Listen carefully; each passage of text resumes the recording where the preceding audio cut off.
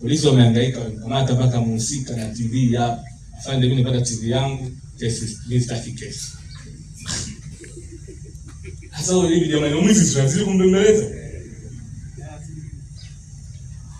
Sio, unanielewa? Tunapata picha. Naweza mkawa mnalaumu labda baya jamaa zetu bwana, mbona polisi? Kwa sababu tumejenga kituo kwa sababu gani? Kituo tumejenga wenyewe au?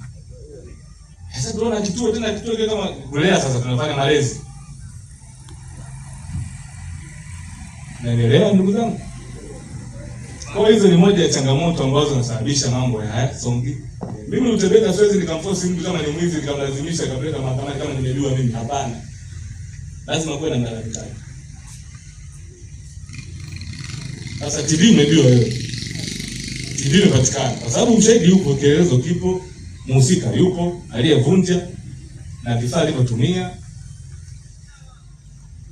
Kwa hiyo tulitahidi basi tuwe na roho fulani ya kupunguza huo uhalifu. Tukubaliane tuko pamoja tu kuvunja. Yaani kuvunja uhalifu lazima tukubaliane wote. Tuwe kitu hichi moja. Tumepata mwizi, tumepata hiyo TV. Ndio mahakamani. Akapata haki yake. Kama yeye aliamua kutoka usiku na vifaa vyake kwenda kuchukulia TV yako, Saidi Panga ndio kwa lolote. Umeelewa? Nakuta na scenario kama scenario moja, mbili tu. Kuna mtu alipigwa panga sehemu fulani.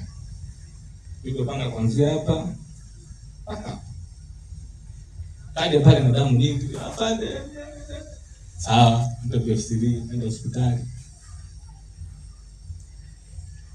Sisi tutoe mbinu zetu wenyewe, tukagundua huyu mtu una sehemu anakaa. Bila yetu kama kawaida tukamchukua. Sasa wewe umepigwa panga. Mimi mwenyewe nimeumia tazani, yaani roho yangu ilivyoniuma kama mimi ndio nilipigwa panga. Tunamkamata mtu wako na kuniambia afande. Yaani wewe tu unamwambia bwana afande, mimi bwana mimi nimsamehe bwana. Mimi bwana afande mimi. Aya, asingekamatwa. Ungelaumu jeshi la polisi. Kwa bwana mimi nimefanya jambo fulani lakini sija askari hata nisaidie jambo lolote. Kwa tuongeze wenyewe ndio tunaharibu kesi zetu. Sisi tunatendewa maovu. Na sisi kama jeshi la polisi tunachukua ile swala serious, tunaenda kumkamata mtu. Lakini ndio tunasema bwana afande, tena mbele yangu. Bwana afande mimi bwana nimsamehe. Tena yeye anasikia hapo mbele yangu, bwana mimi nimsamehe. Sasa maisha haya tukiyaleta kupigana mapanga kila siku, lazima mtu ajue kwamba kumbe kumpiga mwenzako panga unaenda